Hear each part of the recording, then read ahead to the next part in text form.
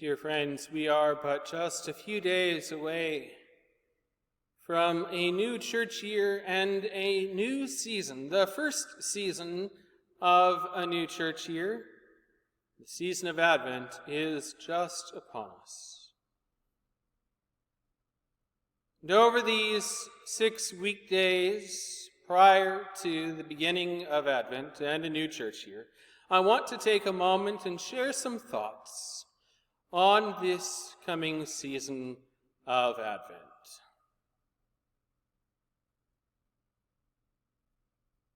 Starting with sundown on Saturday the 28th of November and running through sundown on the 24th of December, we keep the holy season of Advent. As we anticipate the beginning of a new church year and the first season of the church year, I want to take a moment and describe our Advent journey. There is much debate in our present day and generation about the purpose of Advent. In years past, the thought had been that Advent is like Lent, a penitential season. This has been visibly kept with the traditional use of purple vestments during these days.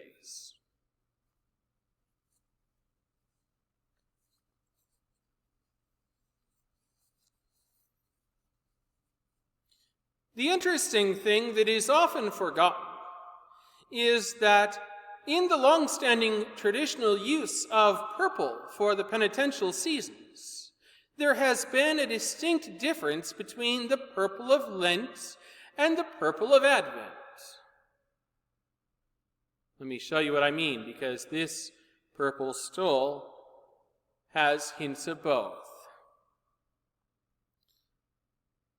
The bulk of this stole would be more of a Lenten purple. The Lenten purple is on the spectrum of color, a purple that leans toward hints of red, marking that our Lenten days are filled with the remembrance of the Passion of Christ. The Advent purple, on the other hand, take a look at the color at the bottom of this, which is clearly distinctly different from the top. The Advent purple, on the other hand, traditionally leans more towards hints of dark blue on the purple spectrum. And in our generation, this has been reclaimed with a move away from purple to dark blue. Oftentimes, a good deal darker even than this.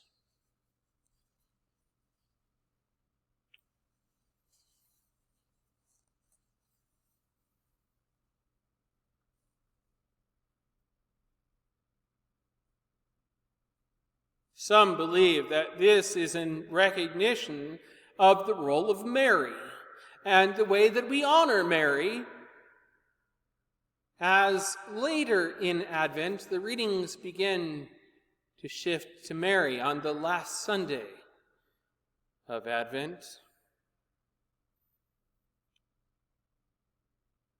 Traditionally speaking, however, there is a Marian blue that the Church has used for the feasts of the Mother of God.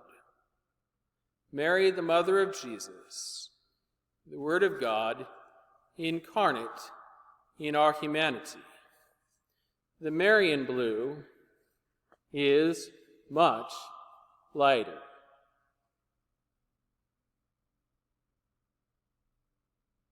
In fact, so light that it might even be showing up to you as white. It's not white. That's white.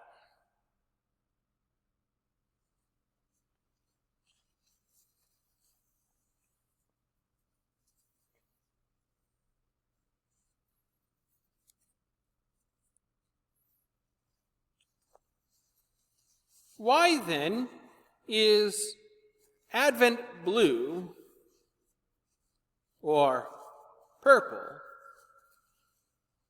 used in these days? The answer lies within the darkening of these days in the northern hemisphere of the globe. With each passing day, the darkness grows longer. The colors of Advent speak to this darkening and anticipate the coming of Christ, the light of the world, the light that shines in the darkness, and the darkness cannot comprehend it or overcome that light. So what is my preference for these two colors in these days of Advent? In typical Anglican style, my preference is both. On Sundays, which are days of resurrection all the time, even in Advent and Lent, you will see me wearing the blue.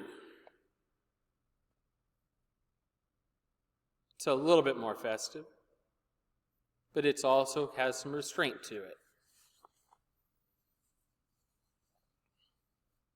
And on weekdays, you will see me in purple.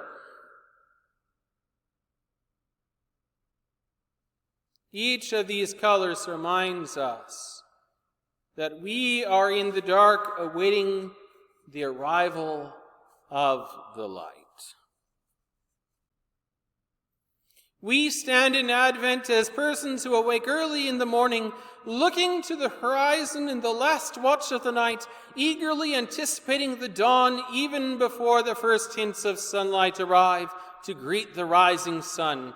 We know that the sun rises and we long to see it in these Advent days. We know that Christ is coming, and we long to greet the coming Christ.